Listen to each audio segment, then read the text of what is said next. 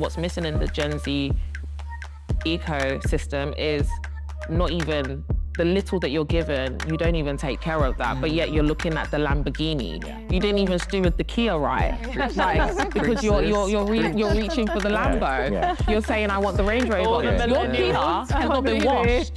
Your Kia has not been washed. Your Fiat has not been washed. It's dirty, and you're reaching for the Range. I think let's hold the horses, and I think stewardship as well is something that a lot of people do not understand how to do. When I was an office manager, I would make sure those notes were stacked right.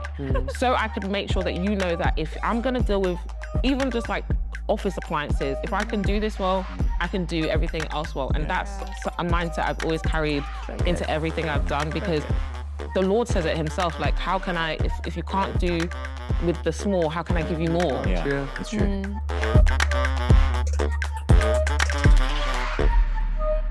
It's like the analogy of the gym. Yeah. You know, when you go to the gym for 2 weeks, you're not going to see results. You've got to learn to enjoy it. And I always tell people that want to get into gym or into fitness, because people will ask me, how do you stay so motivated in the gym? How do you go to the gym like 5 days a week? And that's where you've got to find the enjoyment in it and the passion in it. If you're not completely passionate about something, because I'm also an actor, and the acting industry is very, very competitive, and the dropout rate is very high because it's so hard. So that's why I always say to people, if you don't have a genuine, absolute love for it and there's nothing else you want to do something else. So you've got to keep that passion. Particularly with acting, you can be, or in any space, you can be in the trenches for years, 10 years in the trenches working, and one day you make something big, you land a big client, and to everybody it looks like, wow, this person is just living the dream, they're successful, but they don't know the work that you put in. They only want to see the final product, not the actual journey. Because to be fair, also adding on to that, people, they just like comfort. They actually don't want to go through the pressing of the cold light. I also feel like the fear, sometimes your brain, not to get all like neuroplasticity on you guys, but like, I love it, but it's like sometimes you are not even ready for the version of you that has that success. So your brain is actually sabotaging it. It's like stopping you from going there, because what happens when you do become that successful person? How are you going to handle finances? How are you going to handle people coming in and out of your life? You're actually sabotaging it subconsciously without even realizing. So 100% people love comfort because they love familiarity. And I just think if you want to be the best of the best and you want to be at the top with people, you got to bulldoze through that fear. You got to just be like, nah, brain, I know you're trying to keep me safe, but I've got this. The same way that you are now is not going to get you the results you want. So you need to like get out of your comfort zone, and you need to change and grow so that you can get those things. Because 100%. If you stay the same, The biggest thing that I hate people saying is like, I'm just being realistic. Like realism, no, like, okay, don't be realistic. do you know like how big my dreams are? Do you know the visions that I have? And it's such a good point, like what you were saying, like particularly people you see in celebrity kids who are given that success just as a birthright, and they don't steward it well, and they end up, some of them dying on drugs and things like that, just going crazy. They don't know, they don't have those skills, that they haven't been through those journeys to learn.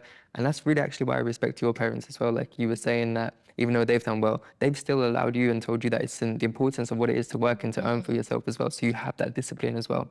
Yeah, I think I love what you mentioned, stewardship. That when people used to be like, oh, you need to have a why, I was like, what? Like, we actually do need to have a why.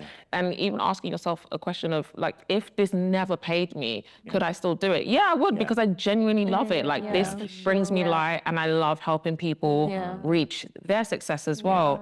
But even with stewardship, I think what's missing in the Gen Z ecosystem is not even the little that you're given, you don't even take care of that, but yet you're looking at the Lamborghini. You didn't even steward the Kia right, like, because you're reaching for the Lambo. You're saying, I want the Range Rover. Your Kia has not been washed. Your Kia has not been washed. Your Fiat has not been washed. It's dirty, and you're reaching for the Range. I think let's hold the horses, and I think stewardship as well is something that a lot of people do not understand how to do. When I was an office manager, I would make sure those notes were stacked right. So I could make sure that you know that if I'm gonna deal with even just like office appliances, if I can do this well, I can do everything else well. And that's a mindset I've always carried into everything I've done, because the Lord says it himself, like, how can I, if you can't do with the small, how can I give you more? Yeah, it's true. Like, Yeah, I feel like when it comes to Gen Z and how they operate in this hustle culture, it's non-existent for them. I mean, they really believe, and gosh, and I know the Gen Zs are going to be a bit ruffled Not here. for a millennial. They're going to come for me in the comments. They're going to come for me in the comments. But they do have a sense of entitlement. They do. And they do think that things are owed to them. And they do think that they can just clock out when they want.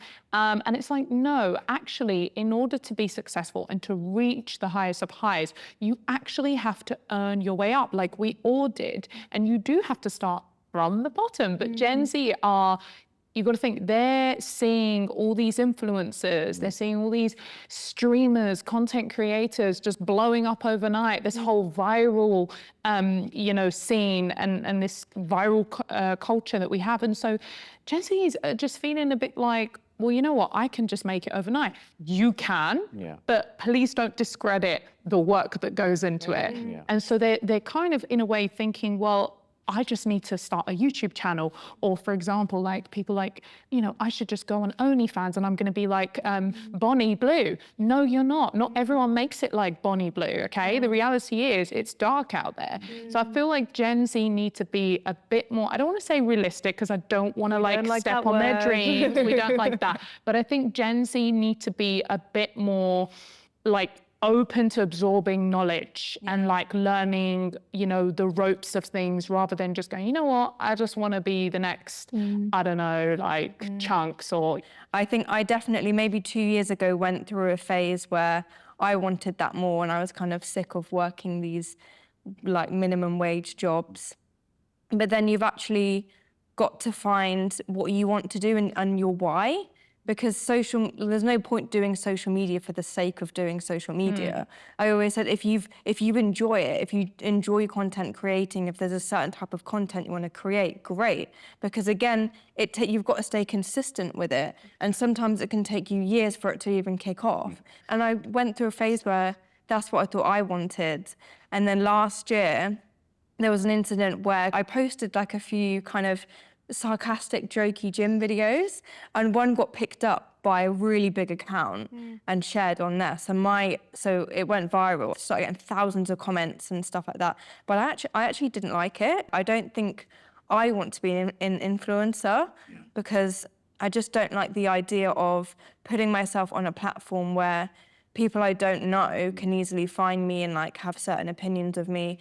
And I found social media overall quite a negative place because people hide behind screens and just comment stuff that you wouldn't say in everyday life. Group chat. Yeah, exactly. But people don't, and I see it not even just on my page, but everywhere. Like there's so much hate and negativity online, and I experienced a lot of that, and it put me off it. And I was like, I started doing workout and gym content in lockdown for fun because I enjoyed it. I ended up going viral by accident, but I had the taste of the kind of influence, and I was like, actually, no, it's not for me. Like, I want it's fine. I think that's so good because it's you like defining success for you and you choosing what like you want from your life. I think that's the most important thing out of all of us talking and like having this discussion. I think a really cool takeaway I'm getting is you can be motivated and have different goals and they'll all be different, but you will still be successful because you've decided that that's what success is for you.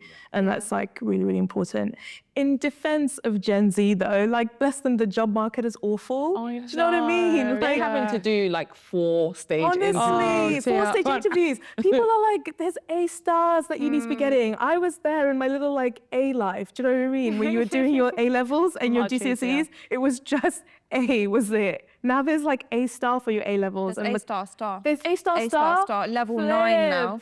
Yeah. There's too much. How is anyone going to like get a house or do anything? And so you've got this sense of like discontent. I was watching this video online and this financial advisor was saying when you bail out the restaurant owner because of what happened with COVID, that's money that you're taking away from like someone coming out of culinary school who wants a loan to start their dream. And that's the situation with like the different generations that we've got at the minute. You have this huge like social economic event that happened to all of us, and the impact and the trickle-down impact of that just shapes how people think about what it looks like to get a job, what it looks like to get money. And yeah, I don't know. I feel for them. I feel for Gen Z. I feel for them too, but at the same time, sorry, tough love. I feel like some of them, sorry to say, they're using that as a bit of a crutch, and I don't like that, because we've all had to hustle, we've all had to graft, we've all had to go through so many obstacles and hurdles to get where we want to get. And Gen Z are sort of seeing it as like, well, the world is against them. Yeah. And I get it, it's difficult, all right? We do have inflation, we do have a cost of living crisis. It is hard to own your own house in the UK these days. But I feel like they need to be finding ways of overcoming that. So instead of being like, okay, you know what, the world is against me right now, the job market is really bad, why not look at it as an opportunity for growth? Okay, let me step out the box, get creative, okay? And I don't like it when people use it as kind of like a crutch to say, oh, you know what, oh, that's it, it's doomed, so I'm just gonna sit. Oh, I can't get a job, so I'm just gonna sit. No, you need to fight harder. When the job market is down, you fight harder and you keep going. Exactly. You find ways, right? My mum always says, like, if there's no way, you make your own way. Like, you know, I think, to be honest, like, just in addition to what you said, I think, like, you can never be the best version of yourself if everything's easy anyway. You know what I mean? Like, like for me, I'm someone who's like, I'm a team player, and I always want to make sure that sometimes, like, I personally realize that I really work well under pressure. And when I'm like relaxing and chilling, I'm not getting the work done. But when there's literally a timer like on the clock, and, you know, I don't have much time, you know, obviously now I'm much better now. I do pack on time before going to the airport. But in terms of like just doing things in general, like tasks and you know, setting myself goals, I think it's important that we actually should understand and know that the best version of ourselves come out from the times when we are tested the most. And you will never ever find the best version of yourself if you're too comfortable.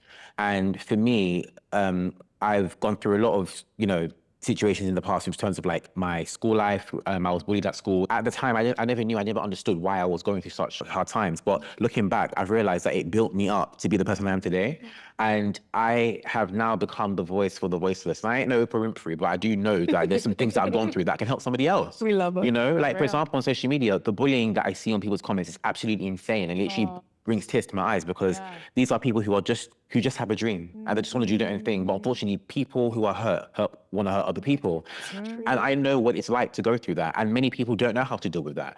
And, you know, sometimes I ask myself, like, stand up for yourself, but not everyone can do that, because it takes time and it takes trial and error. It takes, you know, going through, you know, being humiliated on Facebook, you know, back in 2012. Like, there's a lot that goes behind it, you know. So and the thing is, like, we do laugh now, but like, you know, if you really think about it, like, it can be really discouraging and degrading. And if many people are not, you know, confident within themselves, they can never ever find, you know, true, you know, true love within themselves. What you see on social media and people's comments and things, it's like crab barrel mentality. The way there's this thing where if you put all the crabs in a barrel and one of them is able to like climb and almost get to the top, all the other crabs will like pull them down. And it's a real kind of, like, no one wants to see you succeed. Dog eat dog world. Yeah, they don't want you to do well.